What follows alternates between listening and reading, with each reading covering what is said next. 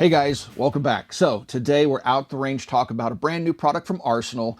It's a product that there's only going to be 300 of them manufactured. Each one of them is numbered, and it's something they've done in the past before. We'll talk about that in today's video, but the gun that they're basing this new model off of is a standard SAM5 milled receiver Bulgarian manufactured AK with enough US compliance parts to make it legal for sale in the United States under our draconian laws.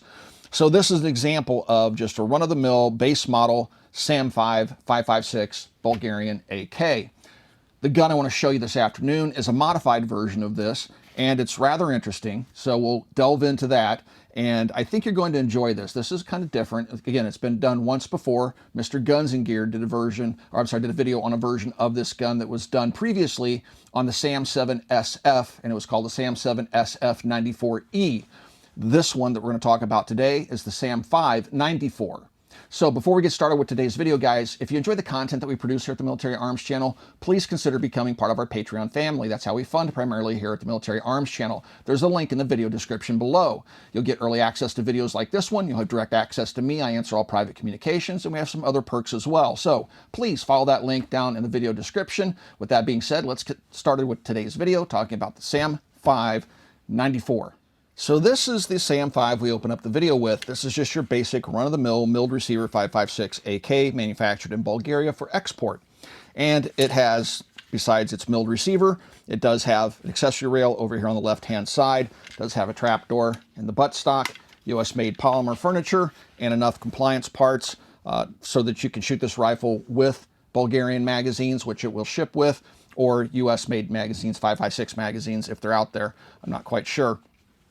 But yeah, that's pretty much a standard fare gun. This thing does have a cold hammer forged barrel with hard chrome lining in it, so it has a barrel that's going to last. About the only thing that you can really ding arsenals for, at least in my experience in the past, is the finish. The finish, if you get the guns really hot, can bubble, and if you use really harsh cleaning solvents, you can actually take the paint finish off the gun. But guns are meant to be shot, not looked at necessarily, unless perhaps they're collectible, but even those get shot, at least by me. So let's talk about the collectible version. This is number 34 of 300, and you know that because it is right there on the side of the receiver in plain sight. So what makes this different from the standard SAM5 I just showed you a moment ago? A couple of big things. First of all, we have the rail system on top here. It's, I don't know, people like crank-off style, and this is something that is sold on the KVAR website, I believe, by itself, that you can install onto your own SAM7 or SAM5 rifle, but it does take a little bit of machining work to get it to fit, and we'll talk a little bit more about what those changes are when we disassemble the rifle. But this easily lifts up, so that's how you would access the top cover for cleaning and all that good stuff, and then to put it back together, you just simply push it down, latch that lever, put your sight back down. So that's one of the biggest features, but the good news is you don't need one of the 300 guns to have this gun, because this rail system, I have seen it for sale by itself online. You just have to make some minor changes to the gun itself to get it to fit. And part of that is a longer takedown pin up here, which we'll talk about when we take the gun apart. So moving out towards the end, everything is standard, you know, SAM5 stuff, except for this lower handguard. This is a pretty highly coveted handguard in the AK world, and it comes standard with the 94 version of the SAM5. So you have pick rails over here at the 3 o'clock, 6 o'clock, and 9 o'clock position. And then moving on out, we have standard barrels, cold hammer forged, hard chrome lined, and a typical Arsenal type muzzle device. Has standard sights which are usable with this rail system mounted in place, so you can still use your iron sights if you want to, but on top I've chosen to put one of the new Micro Prisms from Primary Arms on top of here. If you guys want to swing by the Primary Arms website and pick up an optic, you can use the code MAC at checkout, MAC, and you'll be able to pick up, if you pick up a Primary Arms branded optic, you'll get a free scope mount if you pick up, you know, something with a scope that's magnified, or if you pick up something that already has an integrated base into it, like this particular item, you'll get a free Kill Flash ARD. Again, you can use the code MAC at checkout to pick up one of these optics. These optics work really well. It fits very naturally, a little bit high, but I have it on its low base. This is the one buy, and it's going to work really, really well with the rifle. Now, what's kind of interesting is they've also included the accessory rail on the left-hand side, which I think is of, you know, dubious value, given you have a 1913 rail up here, and most optics that would slide on would, you know, bump into the rail. So, you know, I don't know. I guess they just pull these off the line and turn them into the 94s with the conversions that they're doing.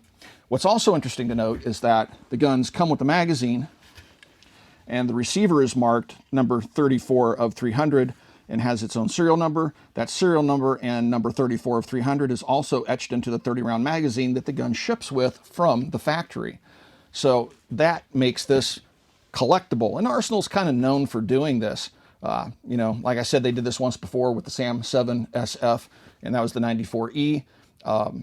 So it seems like every once in a while, Arsenal just likes to throw out a collectible every once in a while, and so people can clamor all over them and try to pick them up and collect every AK on the planet. Yeah, but anyway, good news is if you want to build one of these, you can do it with the parts that are available online for purchase. We're going to be doing some shooting at 100 yards using Norma 223 ammunition, which is a 55 grain ball load. We want to thank our friends over at Norma for supplying the ammunition to the channel for today's video. We've had really good luck with this stuff, and we've been shooting it out of this rifle that is now zeroed to the Norma ammunition. This is the magazine that comes with the gun. This is the magazine that has the serial number of the rifle and number 34 of 300 on it. So I'm not going to use it. I'm just going to set it aside. It's a standard Bulgarian Circle 10 magazine, and I'm just going to use one from my stash of Circle 10 5.56 magazines. The rifle operates just like any other rifle that's an AK. Charge her up and let her rip. Okay. We're going to do a quick test here and see if after firing it, and I'll open it up and then close the top cover with the hinging 1913 rail and see if it maintains at 0.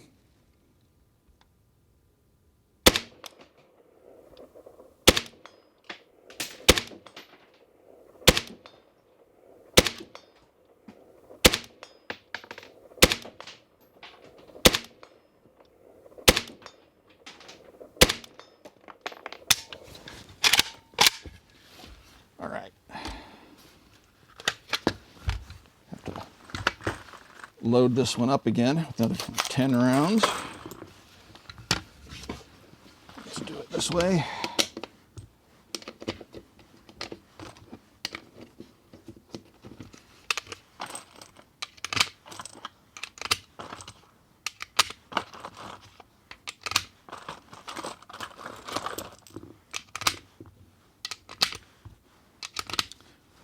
The Norma ammo comes in 30 rounds per box, which is awesome because it's a full magazine versus the 20 we're normally used to.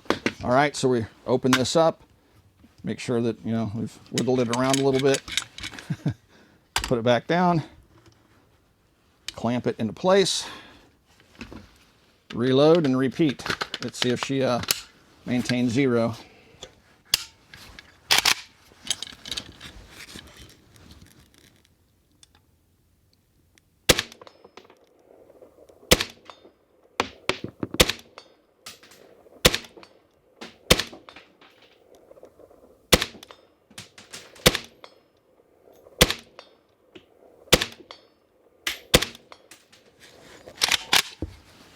All right. You guys know how well I did.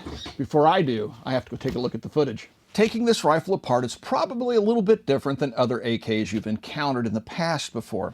So first of all, we're going to make sure that the weapon is safe. The magazine is clearly not in the weapon. I'm going to pull the bolt to the rear, inspect the chamber, nothing inside, so the weapon is safe. To start the disassembly process, we're going to release the tension on the rear here of this rail system. The rail system is pinching the rear of the milled receiver, and it's under tension by this throw lever. So I'm going to simply pull this throw lever out, pretty stiff, and then you'll just see it pop up and release.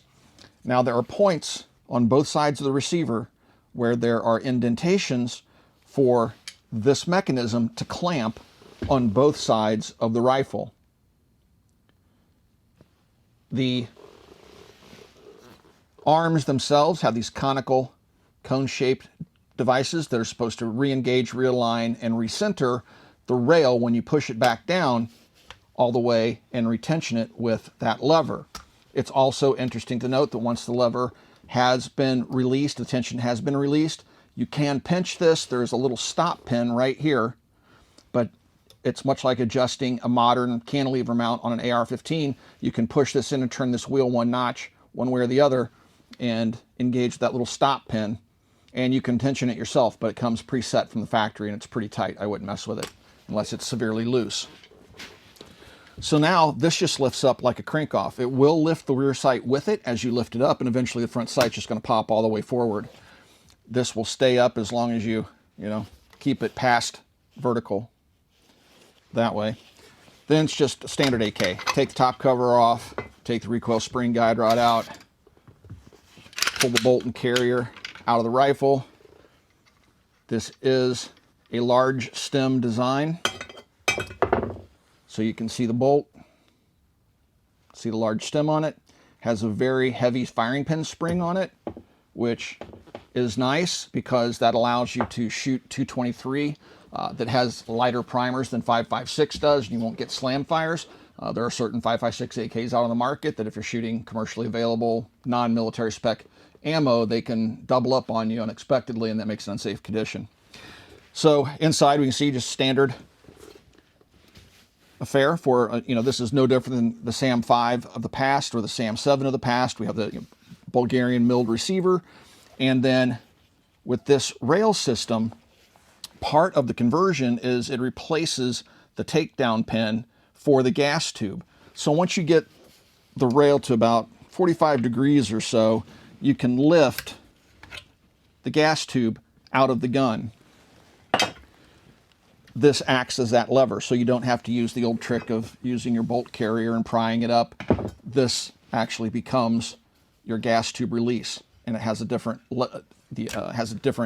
lever that runs through here, which is longer than a standard lever, which is part of the conversion. And when I bring up the conversion, I've seen these for sale separately that you can install yourself on your SAM5 or SAM7.